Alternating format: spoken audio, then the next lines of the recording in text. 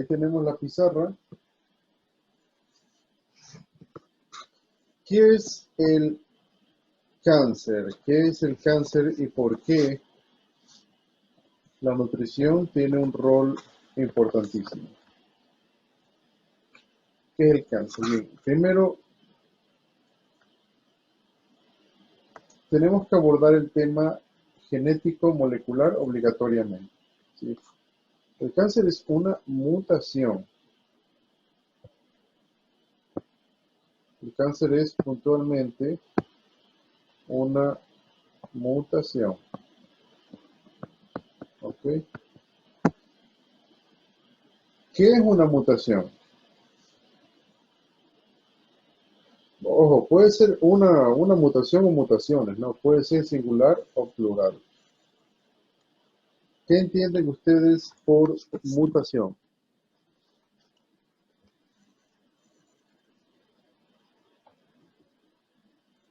Como un cambio. Algo que cambia. Muy bien, ¿un cambio en qué? En las células. El ADN, cuando no se copian de buena forma, cuando no se copian de buena forma el ADN, eso pasa una mutación. Ok. ¿Alguna otra acotación?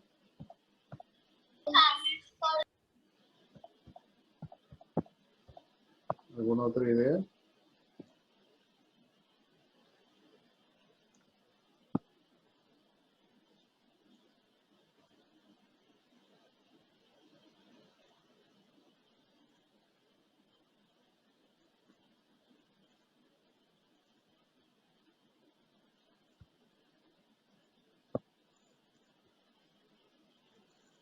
Bien, entonces tenemos una sección del ADN, ¿verdad? Tenemos aquí el ADN. Quizás se puede graficar así. No soy el mejor graficante, así que no me critiquen. Ahí está la molécula del ADN. Okay. Si hacemos zoom, nosotros vamos a tener básicamente estas dos hebras complementándose, ¿verdad? Tenemos aquí los nucleótidos.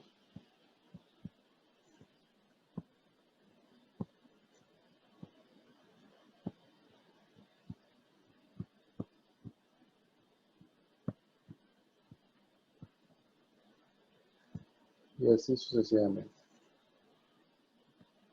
¿Ok? Adenina, timina, citosina, guanina.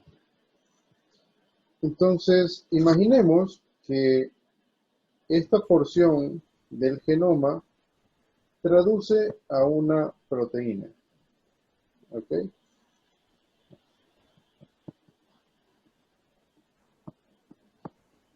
Y esta proteína cumple su función. Está bien, es correcta, ¿no? Sigue el destino para el cual fue hecha. ¿Ok? Cumple su función. ¿Qué pasa cuando por algún motivo se cambia esta sección? ¿Okay? ¿Qué pasa? Trae un platito chiquito y una cuchara.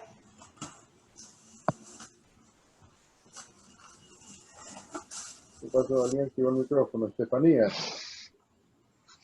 Alguien te pide cuchara, creo.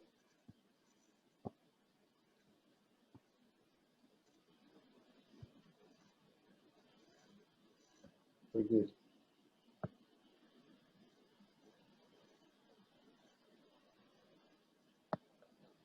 Y ahí está. ¿Qué pasa si esta sección se cambia? ¿No? Ya después vamos a ver los factores, ¿por qué se cambia? Ahora estamos viendo que simplemente por algún motivo esa región del ADN cambió. ¿Ok? Cambió. Y cambió lo siguiente. Entonces volvemos a tener estas dos hebras. Aquí, otra acá. Quizás esta no salió tan bien. Ok, tenemos entonces aquí de nuevo la misma secuencia.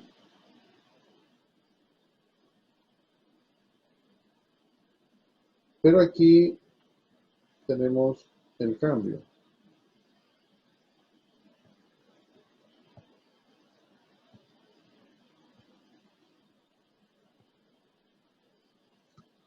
Ya no es lo mismo, ¿verdad? Esta secuencia ya no es exactamente igual a la anterior, porque aquí vemos que hay un cambio en los nucleótidos, ¿verdad? Ahora, aquí viene lo bueno, aquí viene lo interesante, ¿sí? Bueno, vamos a hablar mucho de este tema, por eso he dejado bastante tiempo para el cáncer. Por cierto, no se olviden que ustedes tienen que hacer como trabajo final de curso un documental explicando cada una de estas enfermedades, ¿sí? Tienen que también contactar con otros profesionales de la salud vía Zoom o cualquier otra videollamada, ¿no? Que puedan, y simplemente en 5 minutos pedirles una opinión, ¿ok? ¿Qué es la enfermedad renal para ellos? Preguntarle a un médico especialista nefrólogo qué es la enfermedad renal, por qué se da, cuál es la importancia de la nutrición.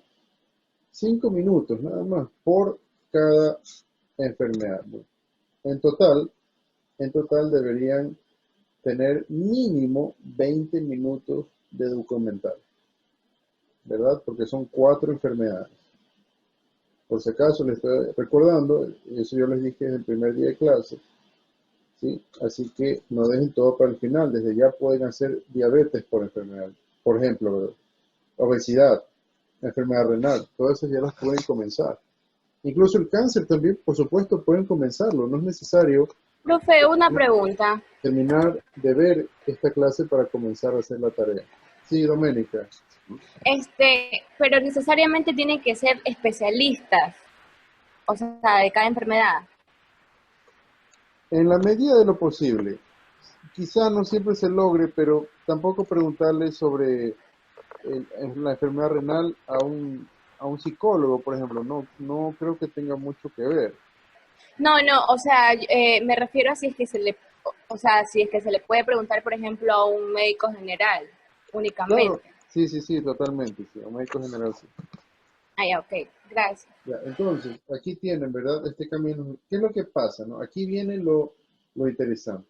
Aquí viene lo interesante. Que esto produce una proteína.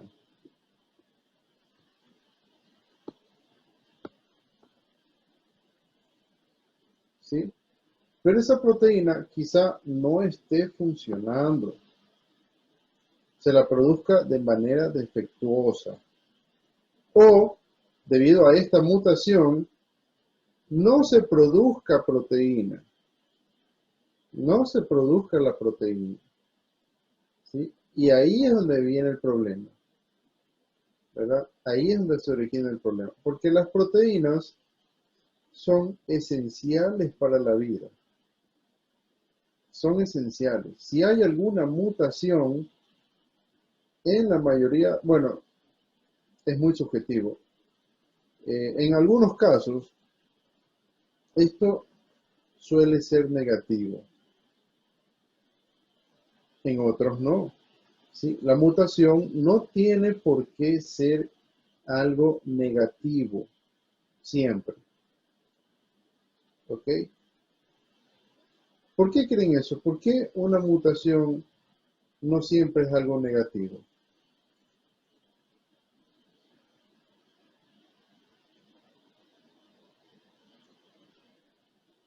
A veces se tiene un concepto de la mutación como que fuera algo negativo, pero no siempre es algo negativo. ¿Por qué creen? ¿Qué de bueno podría tener una mutación, un cambio en el genoma? Que se creen otras, alguna otra ejemplo, alguna otra proteína o algún otro, es que no sé cómo expresar, alguna otra cosa que pueda ayudarnos a nosotros o que pueda ayudar a la sociedad. Como un Como algún mutante, como fortalecimiento o algo así, una mejora. Correcto, ¿no? Puede ser una mejora también. Una mutación es un cambio, ¿verdad? En la secuencia del ADN, en un gen, ¿verdad? Imaginemos que este es el gen 1, ¿verdad? El gen 1. Y aquí tenemos el gen 2. Ambos traducen a la misma proteína, ¿verdad? Pero pueden haber varios escenarios. Un escenario puede ser en donde se produzca la misma proteína y ambas cumplen su función, ¿sí? En este caso serían alelos, ¿verdad? Son la misma proteína, pero a su vez una quizás funciona mejor que la otra, pero ambas funcionan, ambas cumplen su función, ¿ok? Por ejemplo, estas podrían ser proteínas del cabello, pero nosotros sabemos a su vez que hay cabellos de diferentes colores, ¿no? Son la misma proteína, por así decirlo, que tienen el mismo fin, pero tienen pequeñas características diferentes, ¿sí? Ahí es donde entra el concepto de alelos. Son el mismo gen, pero en la secuencia hay variaciones. Y eso hace que, a su vez, cuando se traducen en proteínas, las proteínas cumplan su función, pero con algunas particularidades.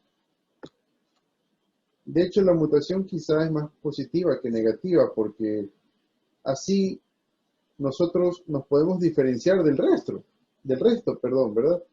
Porque imagínense que todos tengamos la misma cara, el mismo pelo, qué aburrido, ¿verdad? Qué complicado. Qué complicado, o sea, tener un mellizo, un gemelo, pues no es ningún problema, pero ya, imagínense tener un barrio donde todos básicamente al saludarnos nos veamos al espejo, ¿verdad? Qué aburrido, qué mal, qué deprimente que es eso, ¿no? Sin embargo, no es así. Tenemos muchas diferencias. Diferencias en el color de pelo, en el tipo de pelo. Hay pelos rubios, pelos negros, pelos castaños, castaños claros, castaños oscuros, pelos rojos. Bueno, las mujeres tienen infinidad de colores. Para nosotros solo hay 4, ¿no? Es decir, somos muy secos los hombres con respecto a los colores. Las mujeres tienen mejor ojo para diferenciar los colores. Lo mismo en la piel, ¿no? Hay diferentes colores de piel. Hay diferentes tamaños, unos más altos, unos más chicos, y así sucesivamente, ¿verdad? Eso es gracias a la mutación. Todos tenemos el gen de la queratina, por ejemplo, ¿no? Pero hay diferentes tipos de queratina a su vez, ¿no? Que hacen que el pelo se vea diferente, que hacen que la piel se vea diferente. Hay unos que traducen y producen la melanina, otros no producen la melanina. Por eso hay negros, por eso hay blancos, hay mestizos, hay criollos, hay de todo. Por estos cambios en el genoma. No siempre son negativos, ¿sí? Aquí entra el concepto de alelos, pero un concepto más contemporáneo y más útil es el de SNPs, ¿ok? SNP. SNP nomás es. Se le suele poner la S por el plural. SNP o SNPs. SNP o SNPs. ¿Sí? Básicamente tiene una definición similar al de alelos, ¿no? Por ejemplo, aquí hay SNPs. El gen 1 y el gen 2. ¿Sí? Estos son SNPs. Son básicamente el mismo gen, solo que tienen diferentes presentaciones, ¿no? Es como decir, son la misma persona, pero el uno es negro, el otro es mestizo, pero son una misma persona. Entonces, todos tenemos SNPs, todos tenemos diferencias, ¿verdad? Pero es importante poner un límite dentro del concepto de SNPs y mutación. Un SNP no es una mutación. O sea, esto es confuso. Esto es como decir como que sí y no. Sí y no. O sea, depende del punto de vista que ustedes tengan, ¿no? ¿Un SNP es lo mismo que una mutación desde el punto de vista molecular? Sí. Pero desde el punto de vista práctico, no. No. Es importante establecer una diferencia. ¿Ok?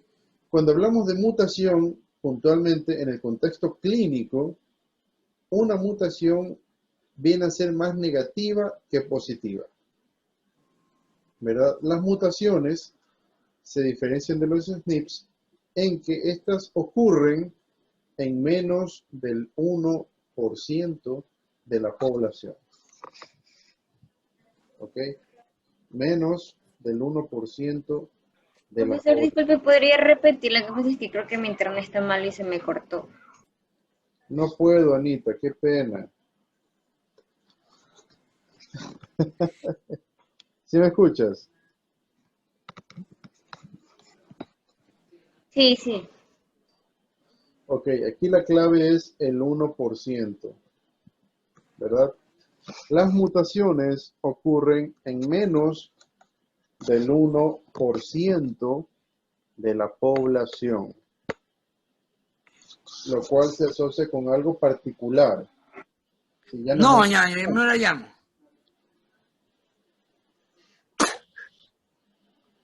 estas particularidades ya Ya me la llamo, pueden pelado. ser más negativas que positivas. Mientras que los SNPs tienen una particularidad diferente. Para que un cambio en el genoma sea considerado un SNP, por lo menos tiene que ocurrir en el 1% de la población o más, ¿verdad? Es algo más común. Como les he dicho anteriormente, todos tenemos SNPs, todos desarrollamos SNPs, por eso somos diferentes. Pero no por tener un pelo negro o un pelo castaño, el uno va a ser más enfermo que el otro, o el uno va a ser mejor que el otro. Simplemente somos diferentes. En el caso de la mutación es diferente, ¿sí? De lo que estamos hablando, porque aquí sí esto podría relacionarse con algo muy negativo y dañino para la salud. ¿Sí está claro?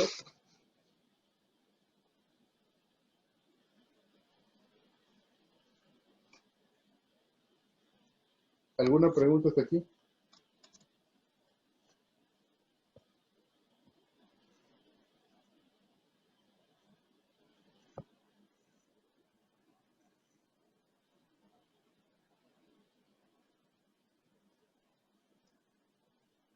Profesor, entonces a nivel hablamos de cáncer, la mutación sería negativa. Correcto, correcto. La mutación a nivel clínico más se relaciona con algo negativo. No siempre tiene por qué ser negativo, ¿sí? Pero se lo asocia con algo negativo en la mayoría de los casos. Mientras que los SNPs no necesariamente es algo negativo. Tampoco es algo siempre positivo. A veces hay SNPs y este gen, este SNP, aún así puede presentar problemas. Por eso los SNPs no siempre son algo positivo. O sea, profe, que podemos decir prácticamente que la diferencia depende de la situación Correcto, y que no siempre. correcto. Pero para ser objetivos tendríamos que decir que a nivel molecular, pues la mutación es lo mismo que un SNP.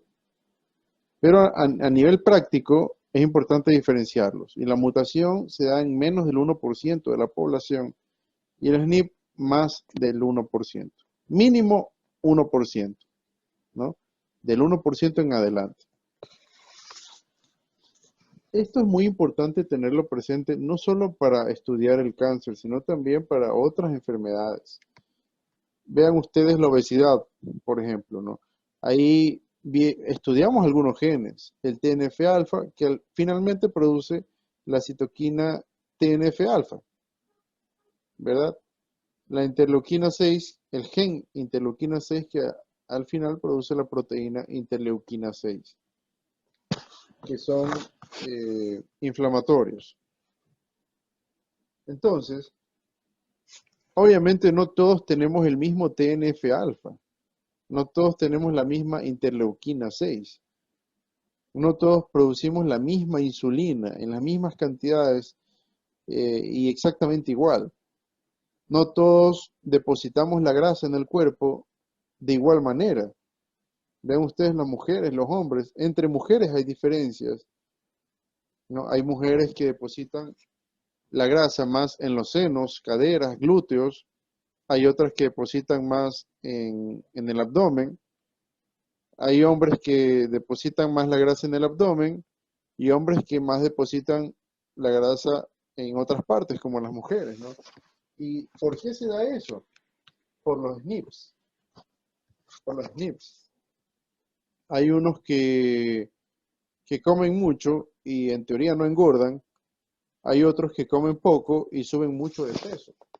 ¿A qué se debe eso? Por los SNPs. ¿Sí? Por las diferencias en nuestro genoma que a su vez repercuten en la producción de las proteínas. Quizá podríamos decir que unos producen proteínas de mejor calidad, por lo tanto lidian mejor con la inflamación, por ejemplo, por lo tanto lidian mejor con la regulación del hambre y el apetito, mientras que otros tienen SNPs que repercuten en proteínas de menor calidad y por lo tanto son más susceptibles a inflamarse o a la obesidad, por decir un ejemplo. Sin embargo, vale la pena recalcar que esto no quiere decir que el uno es enfermo y el otro no. Estamos hablando de probabilidades. El uno es más probable a enfermarse y el otro es menos probable a enfermarse.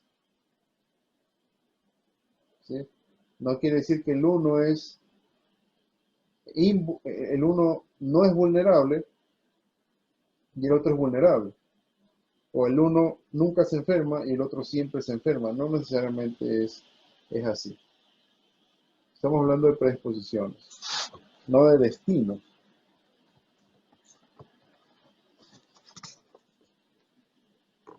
¿Sí? Otro punto importante a considerar aquí es que, si bien es cierto, nosotros heredamos una secuencia de ADN de nuestro padre y de nuestra madre, esto no quiere decir que estamos destinados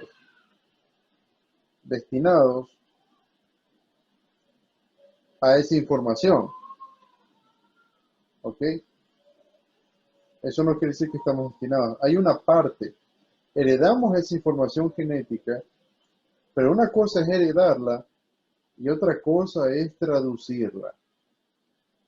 ¿Sí? Una cosa es heredar esta información y otra cuestión muy diferente es traducirla. ¿Sí? ¿Qué quiere decir esto? Quiere decir que alguien que físicamente se vea blanco, rubio, ojos verdes, probablemente tenga un genoma muy similar al de una persona negra afroamericana y viceversa. Alguien que se vea negro probablemente tenga en alguna parte de su genoma una porción de genes que traducen a proteínas similares a las que tienen los anglosajones, los blancos. ¿Cuál es la diferencia? ¿Qué está pasando entonces? Está pasando que solo se están traduciendo los genes que hacen que esta persona se vea como negro. O dicho de otra manera, puede ser que alguien tenga los ojos verdes, pero también tenga genomas, tengan genes que les haga tener los ojos cafés, pero que no se están traduciendo. Y viceversa, puede que alguien tenga ojos cafés, pero esté alguna parte escondida allí, los genes que traducen para los ojos azules, son los que no se están traduciendo. Por eso a veces se llevan sorpresas los padres, ¿no? Está ahí qué sé yo, están dos blancos y de repente le sale alguien mestizo, ¿verdad? O están padre y madre de ojos cafés, pero sale alguien con ojos azules. O viceversa, ambos con ojos azules y sale alguien con ojos cafés. No, porque depende mucho, por eso repito, una cosa es tener este gen, estos genes, y otra cosa muy diferente, otro mundo muy diferente es que se traduzcan. ¿Sí? ¿Alguien me quería hacer una pregunta?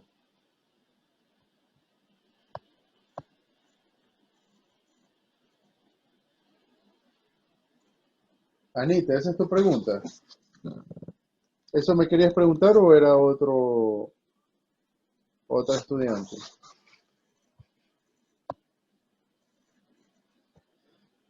No necesariamente gen recesivo y dominante. No, ese es otro punto aparte. Tiene que ver, por supuesto, tiene que ver mucho, pero más que todo, esto tiene que ver con unos procesos epigenéticos. ¿Ok? La epigenética es la ciencia que estudia los procesos de activación o silenciamiento de genes. ¿Sí? Es diferente a un gen recesivo y dominante. ¿No? El gen dominante pues va a estar por encima, el recesivo pues no se va a expresar. Pero aparte de eso hay otro concepto que a pesar de que el gen pueda expresarse, se apaga o se silencia en el camino. Es un concepto más flexible, es diferente y es un concepto que rige mucho más que la teoría de los genes recesivos o dominantes.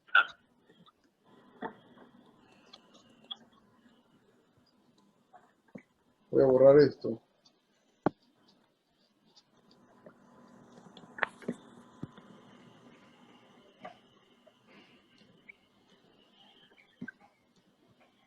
Mejor esta pantalla que las de las aulas físicas, ¿no? Por último, a veces nos complicamos, no hay ni marcador. Y chao, Puta, claro. no, que ahora esta hueva algo le pasa. ¿Qué pasó? El audio de la nada me dejó Se valer. te escucha, Yuli, sí se te escucha. Yuli. Perdón. Ay, Yuli. Es que, Te voy a hacer meme. la computadora me dejó de valer y por eso me conecté al celular, disculpe. Te voy a hacer meme ahora, voy a publicar un video. No, mentira. Ay, no. Creo que hoy día a todos les falló el micrófono, la verdad. ¿Cómo? Hoy día a todo el mundo se le ha activado el micrófono. Qué desgracia. Sí, es que creo que todos entramos y como que entramos con el micrófono abierto. No sé, qué raro. No sé, pues esta quizás la cuenta. Entonces, aquí es donde entra en juego un concepto que se llama la epigenética.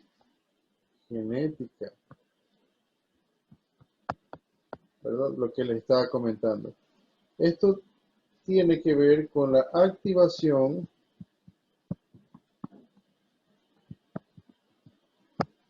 o silenciamiento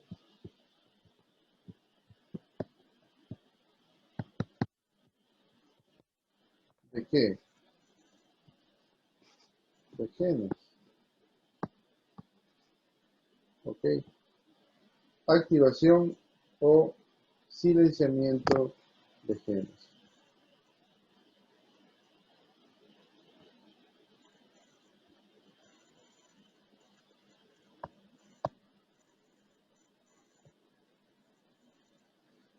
¿Por qué estamos revisando estos conceptos? ¿Qué tiene que ver lo que hemos revisado con el cáncer? Y más aún con la nutrición. Bueno, pues tiene que ver muchísimo, más de lo que se imagina. ¿Por qué motivo? Bueno, pues básicamente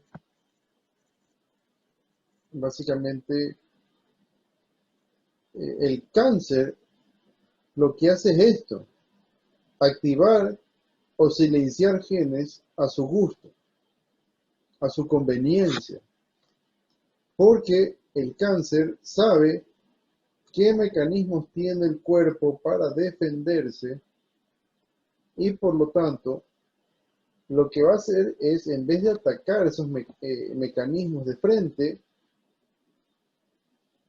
lo que va a hacer es silenciar. Silenciar. ¿Sí? Por eso es que en muchos casos, pues, mejor dicho, casi siempre, la sintomatología en el cáncer es imprecisa. Peor aún, cuando el cáncer está en etapa inicial, y eso solo se logra, solo a través de screening, de tamizajes, ¿verdad? Pruebas genéticas, ARN, mensajero, detección de genes. Solo así se puede determinar si hay o no un proceso canceroso iniciado, porque siempre la etapa inicial del cáncer es asintomática. La persona no lo sabe, solo llegó, qué sé yo, porque tenía un poco de malestar intestinal, quizá algo de sangrado, ¿no? Se hizo un chequeo de rutina, vieron alguna anomalía, profundizaron el cuadro clínico, exploraron más el tracto digestivo, le hacen una endoscopía y le vieron un carcinoma, cáncer de colon. ¿No? Así normalmente se detecta el cáncer, algo que es inadecuado. ¿No? Lo ideal es que hubiesen pruebas rápidas y que nosotros conscientemente nos hagamos pruebas de tamizaje, ¿no? Rutinario, a pesar de que no tengamos ninguna sintomatología, para detectar si hay alguna posible anomalía ya dándose, como el cáncer. El cáncer hace eso. Silencia los genes que no le convienen, pero activa los que le convienen. Algo muy similar sucede con la nutrición, con la alimentación, ya que a través de la alimentación hay genes que se activan y genes que se silencian. ¿Sí? Estos genes que se pueden activar pueden ser genes tanto, según el contexto, positivos o negativos para la salud. Asimismo, los genes que se silencian, sea por una enfermedad, por alguna situación, por la alimentación o algún otro factor, también según el contexto pueden ser positivos o negativos. ¿Sí? ¿Cómo se dan estos procesos? Bien, básicamente tenemos dos formas más estudiadas, son las más estudiadas, hay más, pero vamos a hablar solo de dos formas de cómo activar o silenciar genes. Activar o silenciar genes.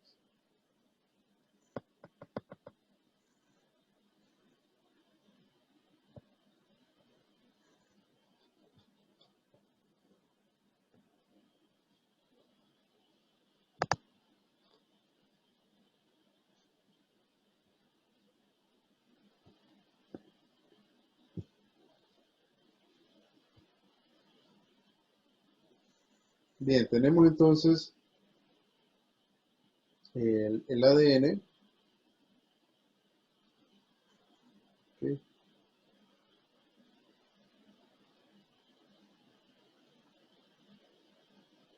Y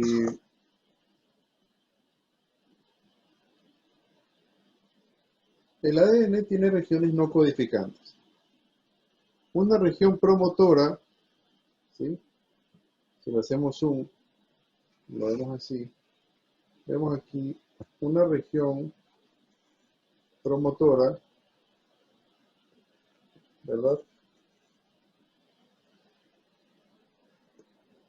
Y vemos más adelante una región no codificante también, que no es como tal el gen, una región intergénica, el gen como tal, y una región no codificante, ¿sí? Que que se encarga de decir, bueno, ya terminó la traducción del gen. Este vendría a ser el gen. ¿Sí? Ya se acaba la lectura, ¿no? Y después comienza de nuevo. Hay estas regiones, pues son las promotoras. Aquí se llama región promotora. ¿Sí? Este es el anclaje. Sirve de anclaje para que la polimerasa llegue, traduzca en ARN. Y esta parte final pues le indica que ya ha acabado la traducción y más adelante pues comenzará otra traducción de algún gen, otra transcripción, mejor dicho, de algún gen para la posterior traducción. Entonces en esta parte, ¿sí? En la región promotora, se suelen encontrar muchas islas CPG, ¿ok?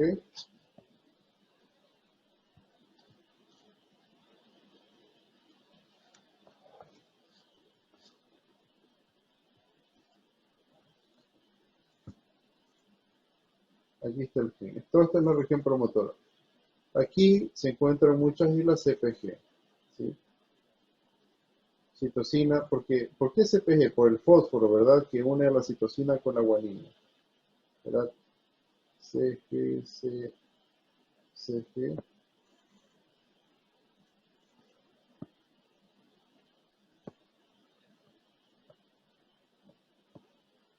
¿no? El fósforo es parte de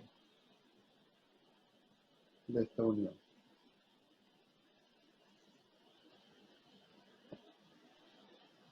Bien, entonces esa región promotora es muy rica en citosinas y en guaninas. Cuando se produce el silenciamiento de los genes por medio de enzimas, ¿sí? Que se llaman las metilasas o las metiltransferasas,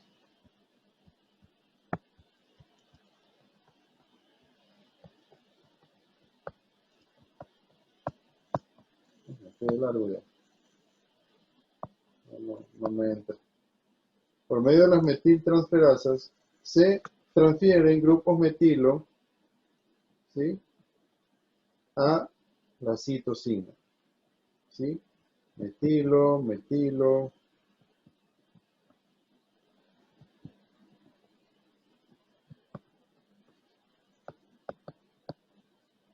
¿Qué es lo que pasa con este grupo metilo? La enzima quiere venir, ¿ok? Quiere venir y anclarse a la región promotora, pero no va a poder, porque esos grupos metilos van a funcionar como una especie de escudo para que la enzima no pueda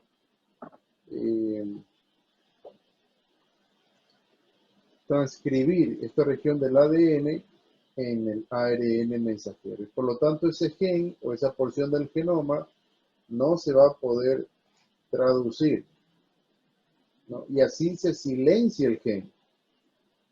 No, vuelvo a repetir, este gen podría ser el de los ojos negros, ojos cafés, ojos verdes, ojos azules, y puede ser que esté allí, pero simplemente no se traduzca. Y por cuestiones del azar u otros factores, en la descendencia, pues esto se puede activar. En todo caso, esta es una de las formas de silenciamiento. Este concepto de la desactivación de los genes, del silenciamiento, ¿verdad? Esta es una teoría, esta es una posibilidad, ¿ok?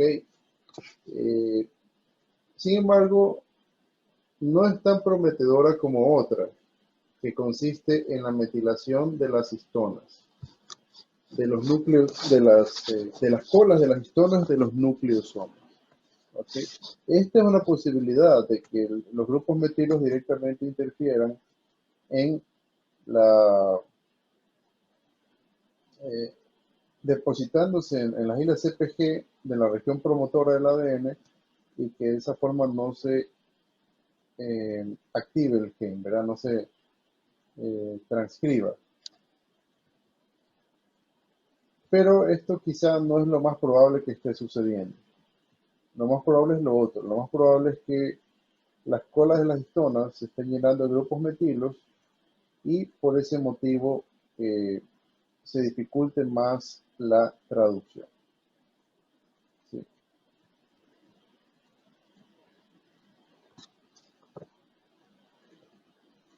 ¿Alguna pregunta hasta aquí?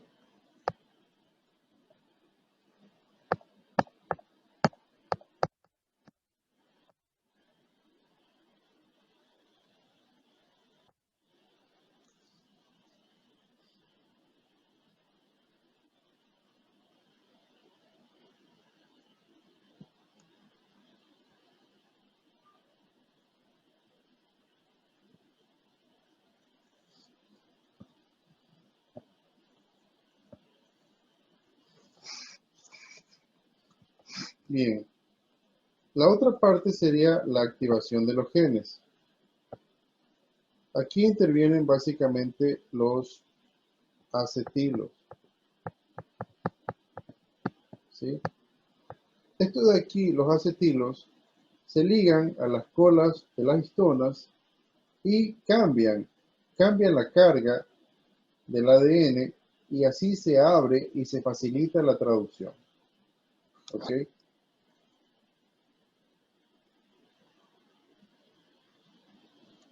El ADN tiene una carga negativa, mientras que las histonas, los nucleosomas, tienen una carga positiva. Cuando llega el grupo metilo a las histonas, hacen que la carga se polarice más todavía, ¿verdad? Y así se enrede más el ADN y sea difícil de traducir. Sin embargo, los acetilos cambian la carga, ¿verdad? Cambian la carga, la polarizan menos, debilitan la carga. Por lo tanto, el ADN se relaja y se puede traducir de mejor manera. Así tenemos la activación gracias a los grupos acetilos y el silenciamiento gracias a los grupos metilos.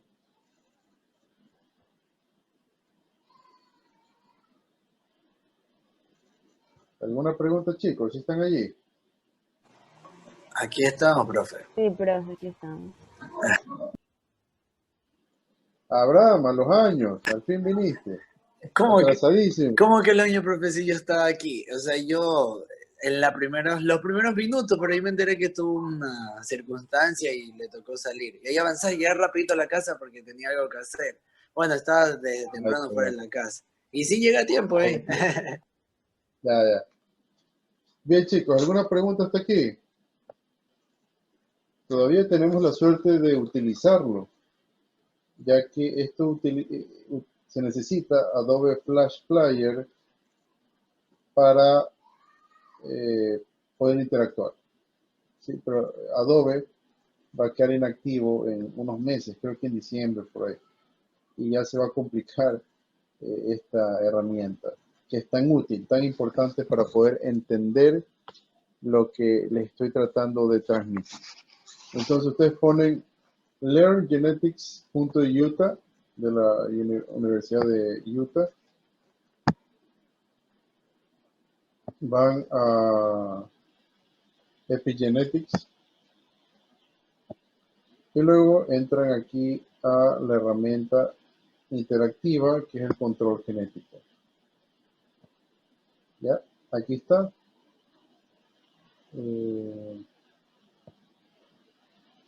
Se está cargando.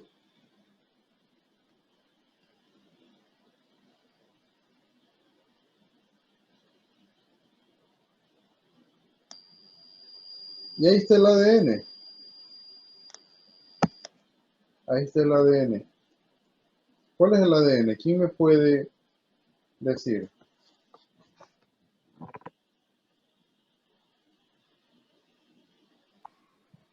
Las cadenas que están ahí arriba, ¿no?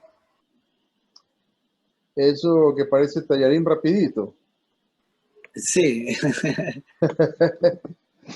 Muy bien, Abraham, muy bien. Ese es el ADN. Así realmente se encuentra en la célula, no como la doble hebra que nos han puesto Así como llantitas. como llantitas. Y esas llantitas son las histonas, los nucleosomas. ¿Sí? Los nucleosomas a su vez tienen 4 histonas, ya las vamos a ver después. Pero obviamente, claro, ese cordón amarillo que ustedes ven es la doble hélice del ADN. Claro que es una doble hélice. Y se ve si que se acerca mucho, pues, una doble hélice, tal como nos las han enseñado en el colegio, en la universidad. Pero realmente no es una hebra que está suelta, como digamos una piola que está botada en el núcleo. No, sino que tiene una cromatina, que es toda esta estructura que ustedes están revisando aquí. ¿Sí? Ese es el ADN, así está enrollado. No es una, como les dije, una piola, un hilo que está por ahí botado y de repente se lo traduce en proteínas, ¿no? Se lo transcribe en ARN y luego se traduce en proteínas. No, está enrollado. El ADN está enrollado en las histonas, en los nucleosomas. ¿Sí? Los nucleosomas son esos tubos, se podría decir, rodillos, que ustedes ven allí. Pero cada nucleosoma tiene 4 histonas. ¿Sí? La histona H2, hay también la H3A, H3B y la H4. ¿Sí? Hay una histona 1, pero esa básicamente tiene la función de brindar soporte a las 4. ¿Sí? Bueno, básicamente quizá ahí se ve, ¿no? El nucleosoma es todo lo azul, pero dentro realmente está dividido por las histonas. ¿Sí? Quizá lo quieran ver, quizá encuentren una imagen mejor.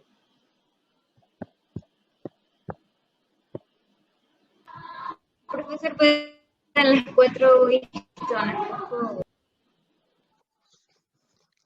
Anita, se te escucha entrecortado. ¿Puedes repetir la pregunta, por favor? Sí, le decía que si podría repetir el nombre de las 4 histonas. Lo que pasa es que también se me corta, creo que es mi internet. Sí, claro, de hecho eso es lo que les quiero mostrar. Miren, aquí están. El nucleosoma es como un tubito que a su vez tiene 4 partes. ¿Sí? Bueno, 8 porque es por 2. Ahí están las histonas, ¿no? La H2A, H2B, H3 y H4. Esas son H2A, H2B, H3 y H4. Son 4 histonas diferentes, ¿sí? Pero multiplicadas por 2, ¿no? Ahí ven 2H2A, 2H2B, 2H3 y 2H4. Hay una H1, como les dije, pero esa sirve de soporte. Va en medio de todas esas.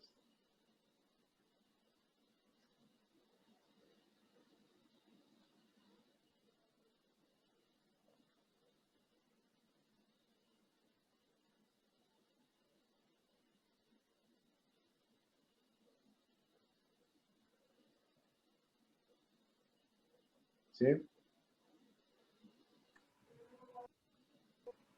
Profe, las líneas amarillas en la anterior imagen que parecían fideo se ven como las líneas azul que están ahí, ¿verdad? Así cruzadas. Sí, efectivamente. Ya. Entonces aquí no se ve, aquí no se Y es logra ver la llantita, digamos, la los histomas, llantita, sí, así ¿verdad? como está el ADN enrollado. Las histonas tienen una carga positiva, mientras que el ADN tiene una carga negativa. Mientras más polarizadas están esas cargas, más se va a enrollar el ADN, ¿verdad? Más se va a enrollar y más difícil va a ser traducir los genes que están escondidos. Y viceversa, mientras esas cargas estén menos polarizadas, más se va a relajar el ADN y más fácil va a ser traducir. Y eso lo vamos a ver con esta herramienta, pero antes, yo creo, la verdad, por mi lado, ya estoy experimentando síntomas de hipoglucemia, así que necesitamos hacer un break, por lo menos por mi lado. Con gusto, profe. Antes de seguir con esa herramienta tan bonita, que vale oro, la verdad es muy, muy bonita y ayuda a entender mucho estos conceptos. Chicos, ¿cómo van? ¿Sí están entendiendo? Sí. Yo estoy un poco mareada, pero sí. Yo quiero saber la función de las histonas. Bueno. Es normal que esto es complejo, ¿ah? Es muy denso. Es muy denso. Es pesado ver esto a la primera. Creo que es la primera vez que lo ven de esta forma. Sí, al menos yo sé. Sí, la verdad. Correcto, y esto no es que lo leí una hora y ya lo estoy enseñando. La verdad es que incluso tomé un curso en la Universidad de Melbourne sobre epigenética, he leído libros y quizá 5 horas de capacitación la estoy resumiendo en media hora. Pero son conceptos muy interesantes, muy buenos. De hecho, ahí en las histonas hay colas.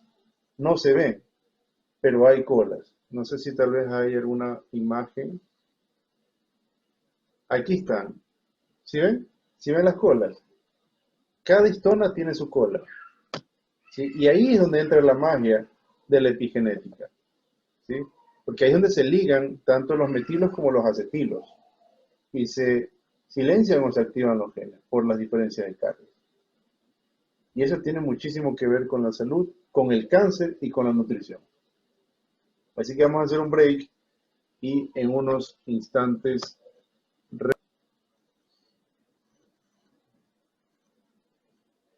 Bien, entonces, a ver, a modo de repaso, ¿no? ¿Qué hemos hablado hasta ahora? ¿Cómo está estructurado el ADN en la célula? Les pregunto, cualquiera que desee responder, ¿cómo está estructurado el ADN? ¿Cómo se encuentra formado en la célula? O sea, por nucleótidos. Correcto, tiene nucleótidos, todo eso, pero conforme a lo que hemos visto, ¿cómo está formado? ¿Qué estructura tiene? ¿Cómo se encuentra?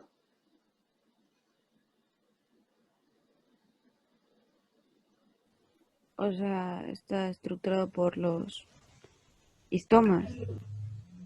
¿A eso se refiere? Histonas. Las histonas, ¿no? A histonas, sí. Ok, las histonas. Las histonas son las 4 que ustedes ven allí. Por 2, 8, ¿no? Son las mismas, solo que están por 2. ¿Cómo se llama la estructura que envuelve a todas las histonas?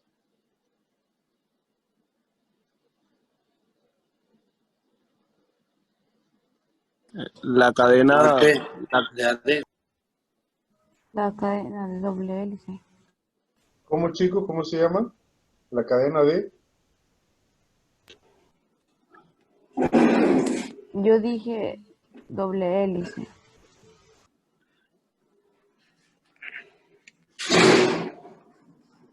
La verdad es que se llama el nucleosoma. Incluso lo tienen aquí, ¿verdad? Ahí está el nucleosoma. El nucleosoma engloba a las 8 histonas.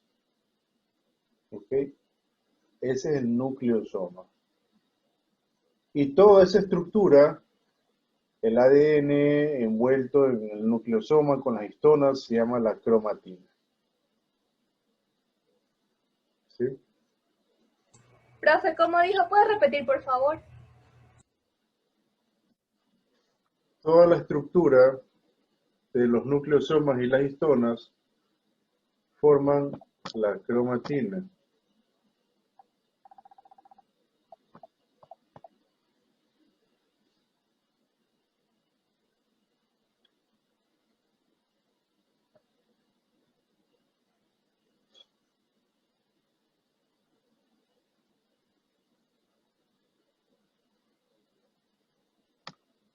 Todo eso es la cromatina, ¿sí ven?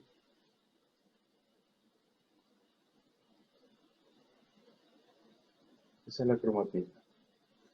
Es una estructura que está conformada por el ADN, los nucleosomas y las histonas.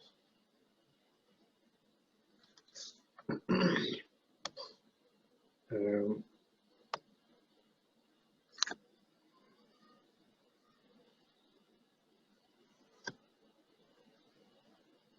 Bien, ¿cómo se llaman las 4 histonas?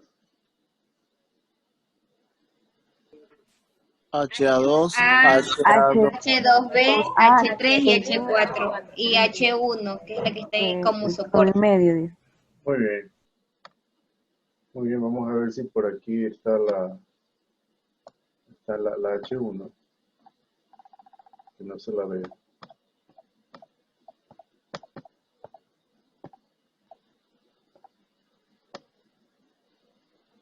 Ahí está la H1, ¿sí la ven? Es una histona de unión,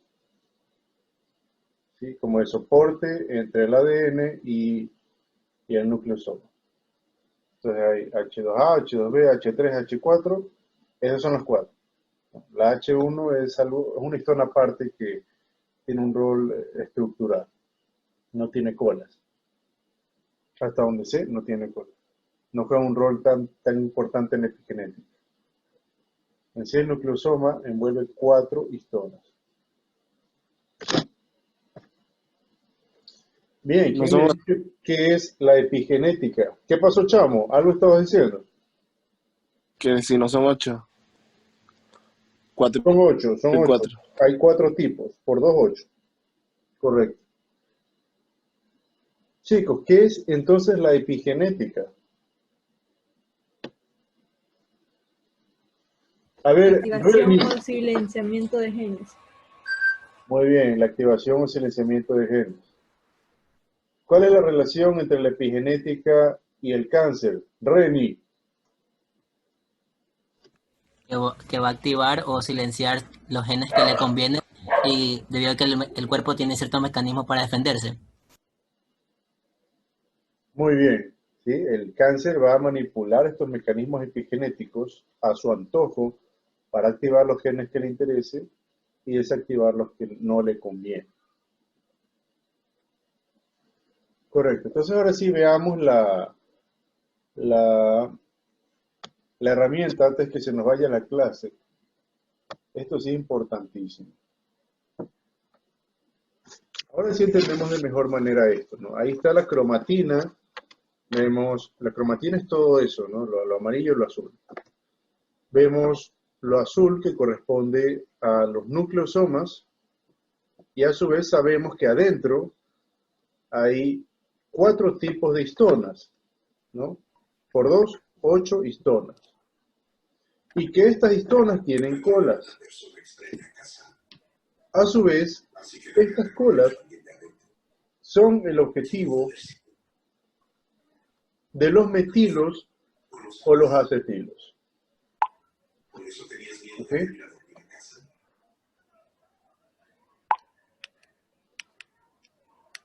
César, ¿los metilos activan o desactivan genes?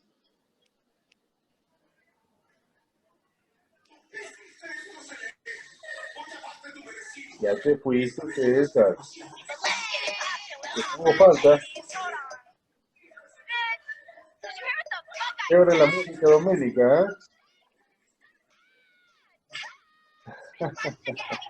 Belén, ándate a bañar. Doménica, que te vayas a bañar, dice. Uy, lo siento. César, no estás allí, ¿verdad? Tienes falta. No, profe, aquí estoy aquí. Allá, entonces dime la respuesta.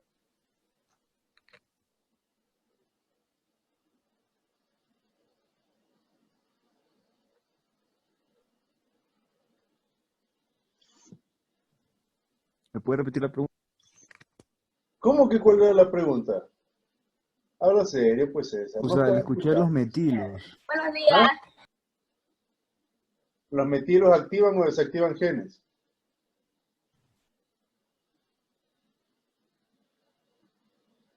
Lo activo, profe. ¿Ah?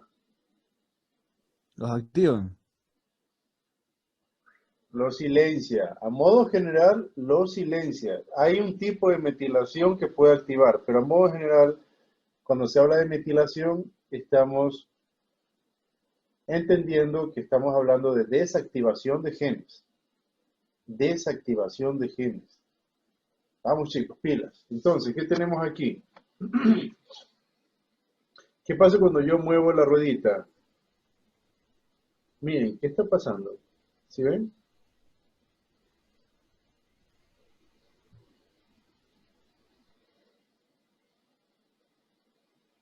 Se amplió, ¿verdad? No vi, no vi. Yo no vi nada. Yo tampoco, está lento, creo. A ver, perdón, un minutito. Voy a ver un más o menos.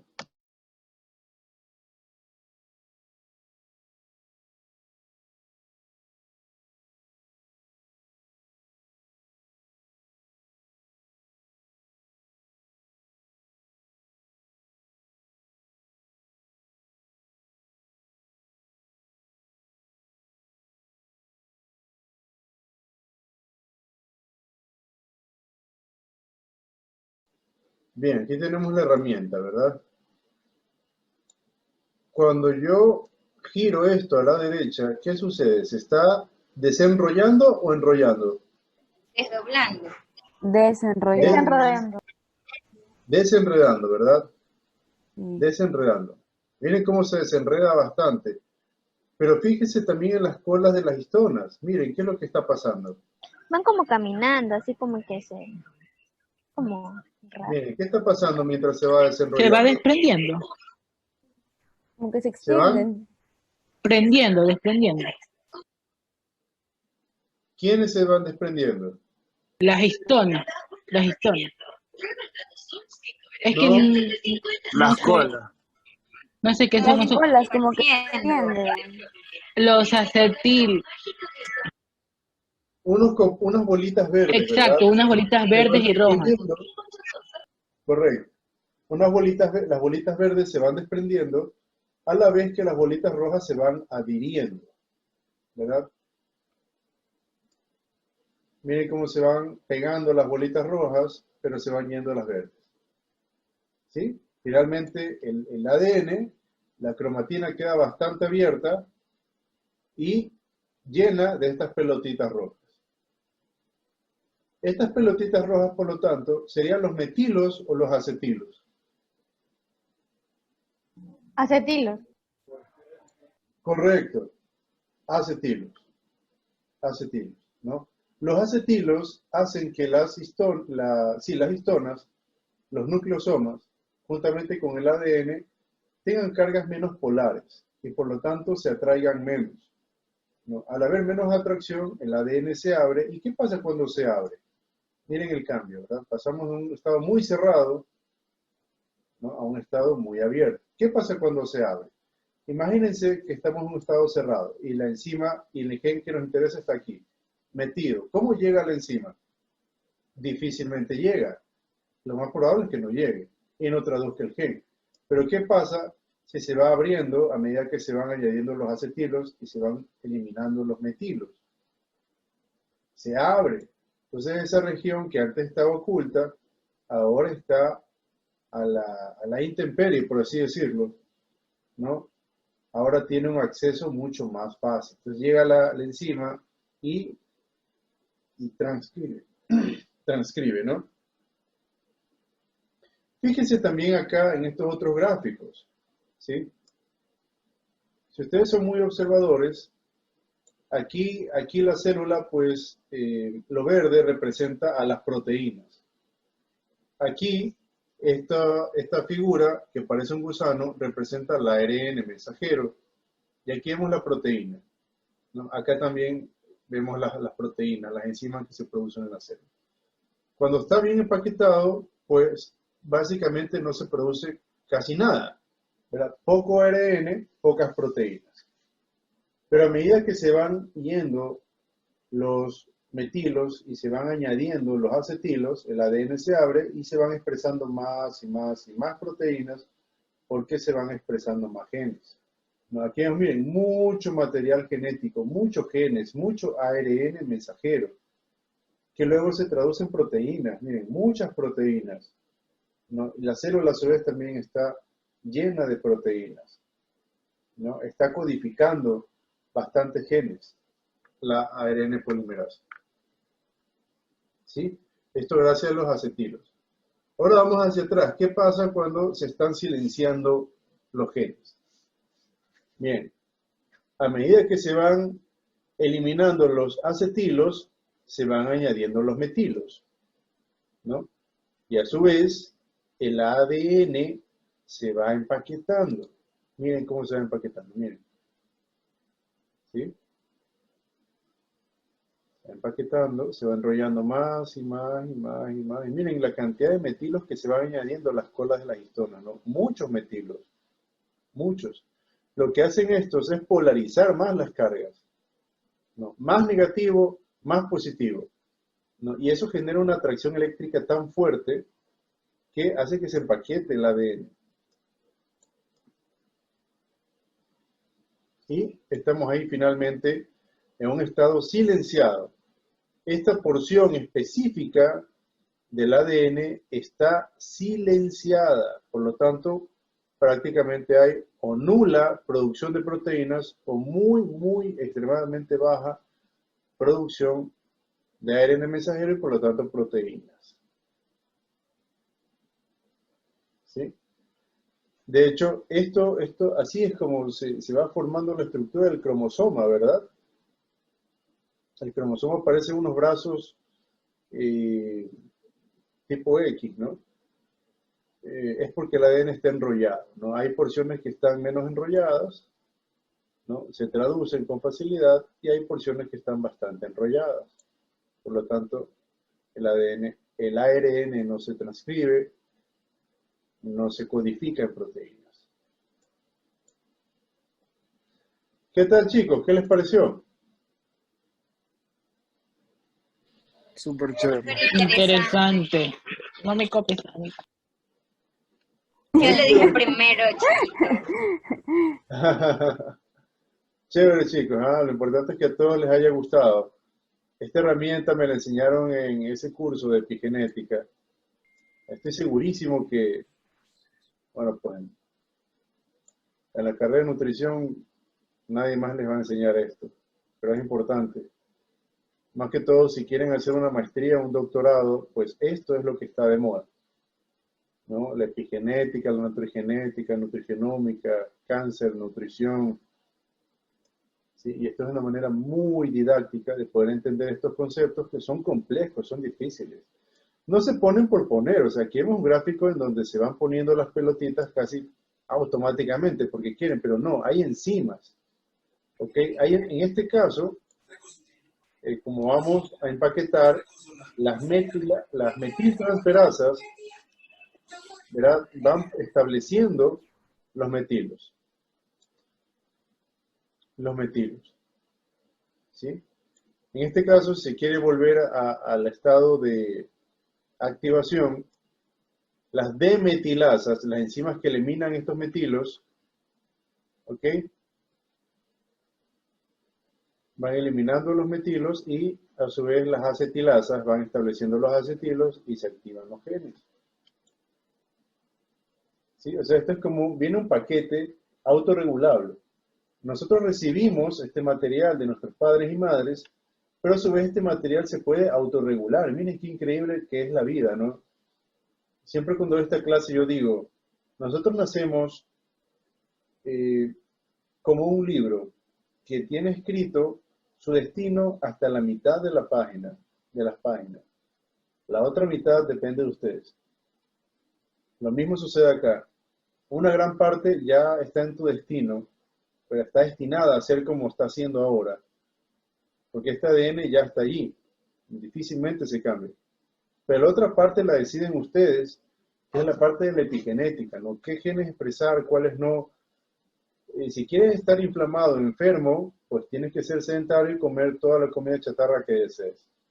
Si quieres estar sano y combatir mejor las enfermedades, pues tienes que comer bien, hacer ejercicio y en función de eso el estado epigenético va a evolucionar, ¿no? A un estado adecuado o inadecuado. Y que directamente estamos influenciando en la actividad de los genes. Y qué bonito verlo así, ¿no? Una parte, la mitad del libro está escrito porque tú no puedes decidir qué padres tener, en qué país nacer, en qué fecha nacer. Es más, ni tu nombre puedes decidir, ¿no? Por otro lado, sí puedes decidir con qué pareja quieres estar, qué familia quieres tener, cuántos hijos quieres tener, dónde quieres vivir. También puedes decidir qué nombre ponerle a tus hijos. ¿Sí? Entonces, qué bonito verlo desde ese punto de vista. Y eso sería todo con respecto a la clase de hoy, chicos. ¿Qué les pareció?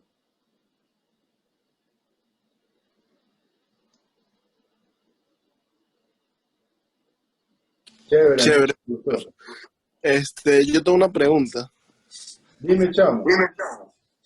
¿Qué determina que, o sea, que se desenrolle o se enrolle más una parte del ADN? Yo sé que son las enzimas, pero ¿qué determina que se produzcan esas enzimas justo en ese lugar? O sea, esa es mi pregunta. Muchos factores, Alejandro, y en este caso hay más preguntas que respuestas, por si acaso, ¿sí? Como es un tema que está en estudio, pues hay más preguntas que respuestas. Tú cuando descubres algo en este campo, te salen 10 preguntas más, ¿no? Tienes una respuesta nueva, pues gracias a esa respuesta salen 10 preguntas más. Entonces, dicho eso, ¿qué es lo que hace que esto actúe así, se desenrolle o se enrolle? Muchos factores que van desde el estrés mental, psicológico, el estado emocional, hasta los fármacos, los nutrientes. Hay muchos fármacos, de hecho, que son utilizados para combatir el cáncer, que se encargan de establecer metilos o de establecer acetilos. ¿Sí? Hay enzimas que las consumen como fármacos y se encargan de regular estos procesos. Como he dicho, la dieta también. En la dieta hay muchos metilos. De hecho, el ácido fólico es un componente que es un nutriente que fomenta la metilación. Si bien es cierto, la metilación se relaciona en su mayoría con desactivación de genes, esto no quiere decir que es negativo. Porque imagínate que por aquí está el TNF-alfa, ¿no? Y no se traduce. Bueno, pues estás menos inflamado. ¿Sí? El hecho de que esto quede empaquetado y no se active el gen no quiere decir que es negativo. Lo mismo, este estado más abierto no quiere decir que es positivo. Por el ejemplo que te estoy dando, ¿no? Puede ser que el TNF-alfa se active por las acetilasas y estés más inflamado, ¿no? Y viceversa. Puede ser que tengas aquí un gen que codifique a una proteína como el factor de crecimiento, ¿verdad? Y como no esté tan expresado, pues sea difícil su traducción, pues no crezcas mucho, ¿no? Y asimismo, si aquí está sobreexpresado, ¿verdad? Puede ser que se fomente un proceso canceroso. ¿Sí? Podría sonar tonto, pero es así. Las personas chiquitas, enanas, no sufren tanto de cáncer como los altos. Esto tiene que ver también con los anabólicos que se inyectan los fisiculturistas, ¿no? La hormona del crecimiento pues, puede estimular también procesos cancerosos, porque no solo crece la célula sana, sino también la célula cancerosa. Entonces, todo esto es como un, digamos, un yin-yang, ¿no? Algo así, no sé si lo pronuncié bien. Es más o menos así. Es muy complejo el asunto, la verdad. Es hasta cierto punto filosófico. ¿Te respondí, Alejandro? Sí. En realidad, sí, o sea, cuando estas cosas así que están en experimentación y toda esta vaina, cada vez que se consigue algo, hay más preguntas, así como usted dice. Entonces, bueno, básicamente eso.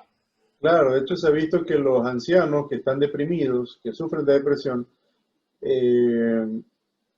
tienen mayor inflamación, ¿verdad? Por esto, porque se activan estos procesos de epigenética, nos activan genes que los inflaman, y ahí vemos un factor que es intangible, ¿verdad? El estado emocional, la depresión, la preocupación.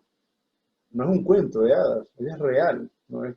Incluso la preocupación, como he dicho, cuestiones así, factores así pueden afectar la expresión de los genes. Obviamente no es que el día de mañana estoy deprimido y mi color de ojos cambia, no estoy hablando de un cambio tan brusco.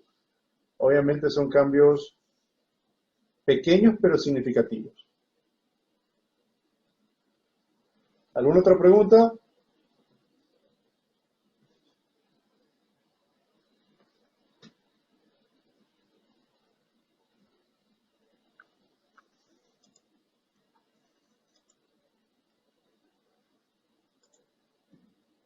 No hay. Pero, o sea, como que en resumen, todo tiene su pro y su contra. Y hay que analizarlo de ambos lados, por así decirlo. Así es, Tatiana. Así es.